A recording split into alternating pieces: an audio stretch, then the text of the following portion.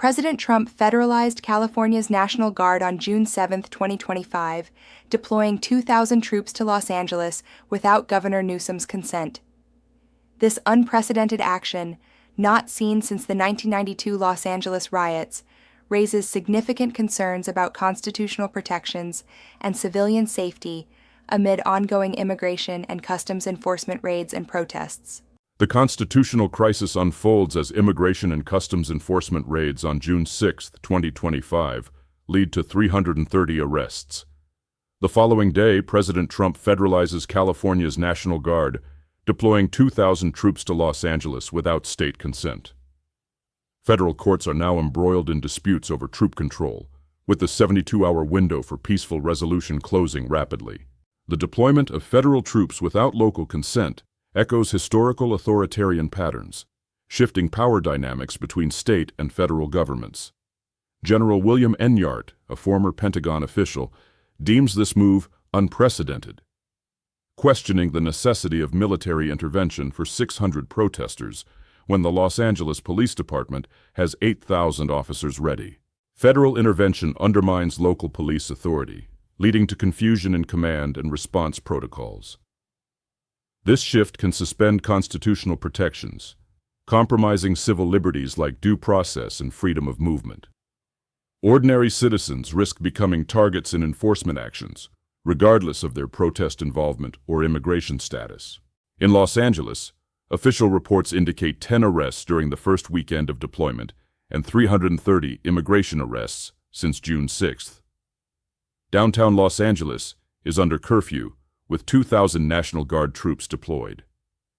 General William Enyart questions the military response's proportionality, while the Ninth Circuit Court reviews the legality, suggesting a non-temporary measure. Emergency powers often follow a predictable pattern. Initially, a crisis prompts public concern, leading to the enactment of extraordinary measures for safety. These temporary solutions frequently extend indefinitely, as new justifications arise. Over time, the scope of authority expands, addressing perceived new threats beyond the original crisis. Standard evacuation routes fail during martial law due to rapid checkpoint establishment and traffic congestion. To counter this, establish multiple bug-out routes using back roads. Physically map and practice these routes to ensure familiarity. Designate meeting points for family members to regroup if separated during emergencies. Supply chains collapse rapidly during troop deployments, leading to empty grocery stores and disrupted transportation. Prioritize emergency food that requires no cooking to avoid detection.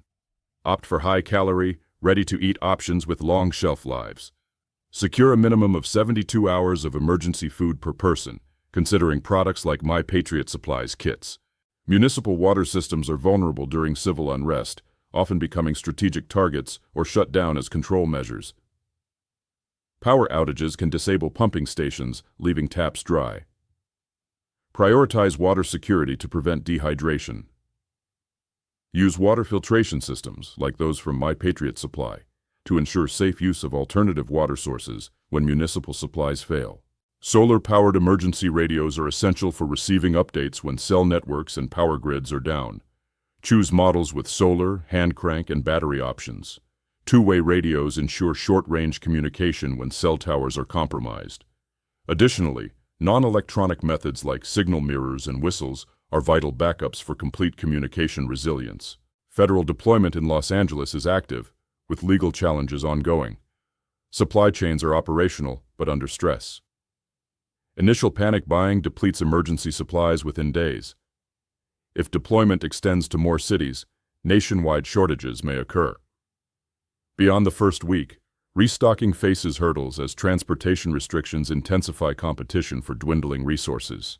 Legal challenges in the Ninth Circuit Court question the president's authority to deploy California's National Guard without state consent. This could redefine federal-state power dynamics.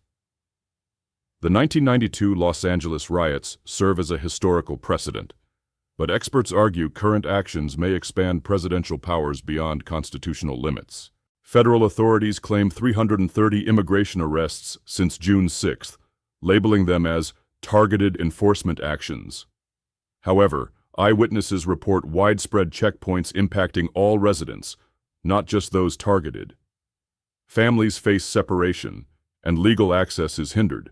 Downtown Los Angeles curfews restrict movement, affecting daily life and essential services access, contrasting sharply with official narratives. The deployment has sparked early supply chain disruptions. Emergency supplies, like 72-hour food kits and water filtration systems, are selling out rapidly. This mirrors past crises, where initial shortages lead to broader consumer goods, scarcity as transportation networks face restrictions, and consumer panic escalates. General William Enyart, a former Pentagon official, questions the necessity and proportionality of deploying military forces against 600 protesters when 8,000 Los Angeles Police Department officers are available. His assessment highlights concerns about the federal response's scale and intent, suggesting it lacks clear objectives and raises significant issues about its justification. Emergency powers begin with a limited scope to address immediate crises, assuring the public of their temporary nature. As crises subside, justifications for extensions emerge, leading to normalization. Eventually, these powers become permanent, integrated into law, creating a new baseline of authority that persists beyond the original crisis. States with significant immigration enforcement, areas with protests, and regions with state-federal conflicts are vulnerable to the spread of emergency powers. Warning signs include increased federal law enforcement, military movements, and federal rhetoric.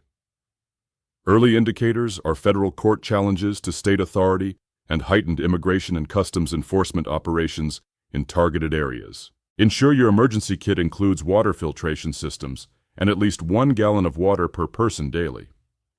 Stock a 72-hour supply of no-cook, high-calorie food. Equip with a solar-powered emergency radio and two-way radios. Include a comprehensive first aid kit with medications and hygiene supplies to maintain health and communication during crises. Secure essential supplies today, establish family communication plans, and identify meeting points. Within 24 hours, map and test evacuation routes, fuel vehicles, and gather important documents. In 48 to 72 hours, finalize your emergency kit and diversify information sources. Continuously stay informed and ready to act swiftly as the situation evolves. The Federalization of California's National Guard marks an unprecedented federal power use with nationwide implications. Preparation time is limited, supply chains are stressed, and essentials are depleting. Prioritize evacuation plans, no-cook food, water filtration, and communication alternatives. Stay informed through diverse sources as the situation may expand to other states amid the ongoing constitutional crisis.